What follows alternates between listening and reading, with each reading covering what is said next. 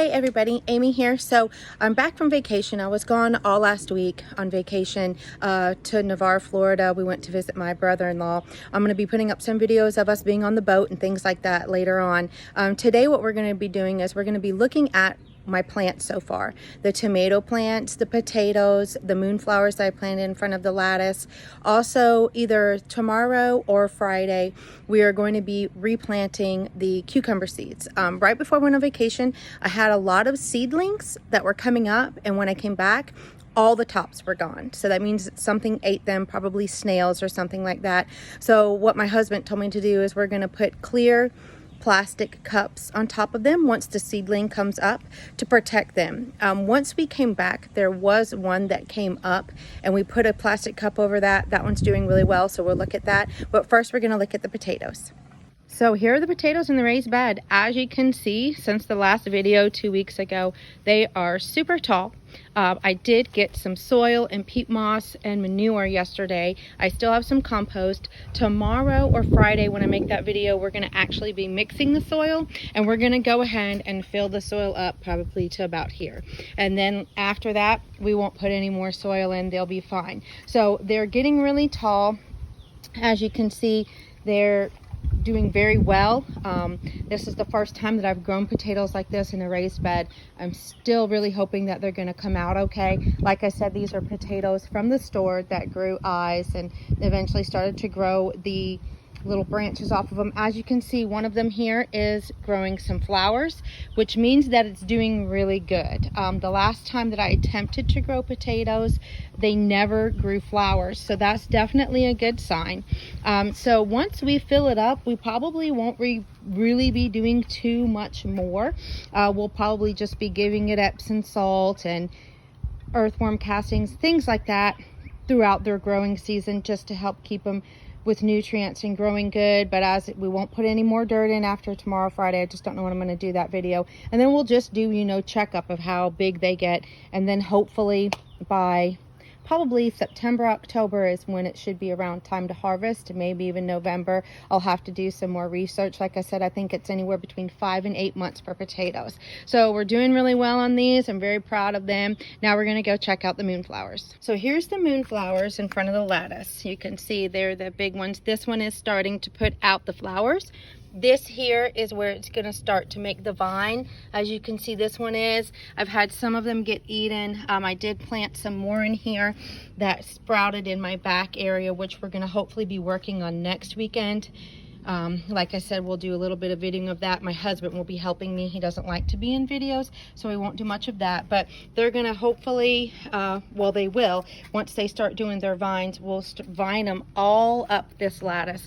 And like I said, they'll be real big, pretty white flowers. So now we're going to go check out my tomatoes. So here are the tomatoes. As you can see, they also have shot up very high since the last video. These here are the husk cherry tomatoes. So that's why you see the plant is a little bit smaller. I do have 3 in here. I may probably end up taking that one out. I'm not sure. We have the marigolds are doing well. They're going to be getting ready to bloom. Here is the large container tomato. As you can see here, it's starting to put off the flowers, so that's really good. Once those bloom, then that's, oops, here's a sucker. You see this little thing right here? These you want to pinch off. They will take nutrients away from the tomato plant. You don't want those. Here's another little sucker. It grows right there above the leaf. And then this one, oops, I don't know if you can see that one. I already did some pruning on these when I came back. You always want to prune away the lower leaves. I probably may end up taking this one off, but this is the large container tomato. That little plant is not doing so well. I may take that one out. As you can see, this marigold, this is the one that was getting eaten up by those little caterpillars. As I said, I had got them all off, so now it is flourishing really well.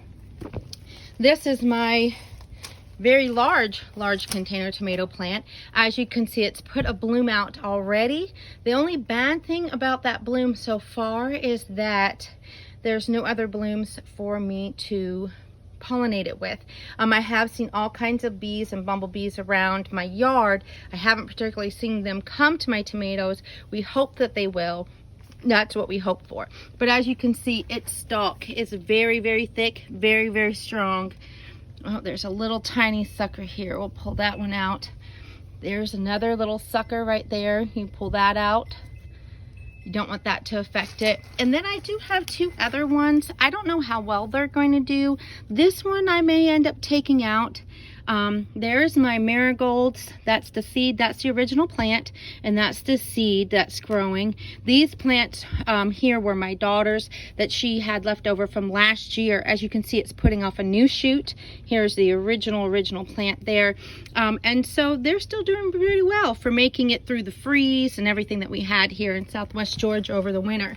Also, I see here, I have another sucker, but since I didn't notice this one, these right here are going to be flowers. So we're gonna leave that one. We don't wanna take away any flowers because that's potential fruit. Now here is the purple potatoes that we're gonna give a try this year. As you can see, they have also shot up. We won't be adding any more dirt to this pot, which means that we probably won't get that many potatoes because it is a rather smaller pot, but as you can see, it's doing really, really well. This one we'll just let continue to grow.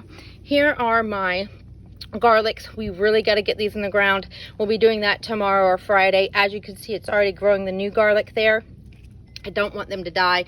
I'm not doing well with the garlic. They say they don't usually grow this time of year, so we'll see what happens. This one is a spring onion.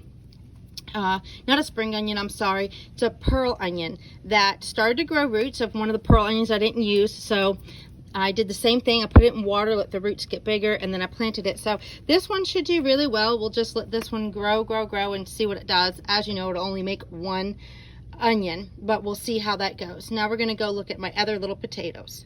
So here are the other purple potatoes, sorry. These are the other purple potatoes. They are doing well in these pots. They will not have any more dirt. As you can see, compared to my hand, it is a rather small pot, so we won't probably get much out of them. Like I said, the purple potatoes are just a try out this year. Here is my sweet potato. It's doing well. The vines, usually it tubers into the ground. We'll just see. I'm probably not going to get much out of that. I do have some other sweet potatoes in the house that are starting to grow. There are little vines off them, so if I don't do anything with that pot, then I may plant them in there or try to get a bigger pot. Since they tube down, I'm going to need a rather large pot, so I don't know how well that will work out. But so there's the potatoes. We're going to go check out the little cucumber seedling now. You remember from my last video that this is where we seeded the cucumbers. I had cucumbers in this one before I left. These are the pickling cucumbers. But like I said, when I came back, all their tops were gone. When I came back, we had this one sprouted. So we put the little cup over it. As you can see, it's doing like a greenhouse effect. Keeping the moisture in there. My husband poked holes in it and it's doing really well. It's starting to get its true leaves in there, but I'll leave that covered until it gets a little bit bigger. So this is what will be going over the next ones that I seed. Once they start to sprout, I'll put it over it right away. I just pushed it in the dirt a little and anchored it down with the rocks. So far, this is the only cucumber plant we have. This is my fig tree. I don't know if I ever showed this to you guys. When my husband bought it for me, it was such a small little tree. And I have had it now probably for about 5 years. So it's been in this big pot for a while. Like I said, we are hoping to move to our own property and land. In a year or two, that's when it will go in the ground.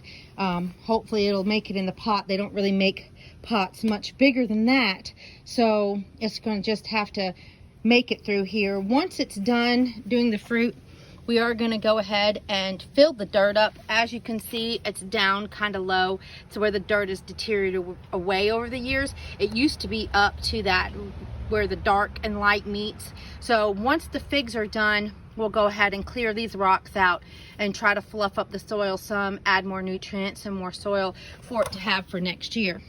Now, fig trees don't grow a flower. They don't need pollination. they just grow the figs, and then they start green. I was trying to see if I have any little ones. That's probably the smallest one I have.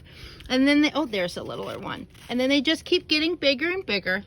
And then when you, of course, you know, figs are a purple color, and then that's when you eat them. So once they're ready, we'll go ahead and show them to you guys. But I don't think I shared my fig tree with you guys before. So this is my beautiful fig tree. I love figs. They're so good. I never had a real fig until I moved here to Southwest Georgia. At my grandmother Janice's house is when I very first tried a real fig, and it was so good that when my husband found a fig tree, he got me one. So this is my big beautiful fig tree. Love it so much. So it'll be showcasing in some videos also once it starts to not put out more figs, but once they start to get darker. Okay, everybody, so that was just my quick little video on the garden update. Like I said, I'm going to be trying to put out more than just this video this week, since I did miss out on putting any out last week because I was on vacation. So I got a lot of catching up to do, but I hope you guys enjoyed the video. Please remember to smash the like button, share the video with other, you know, garden enthusiasts, with your friends, anybody like that. Make sure you subscribe if you haven't already, and I hope you have a great, blessed day. Bye-bye.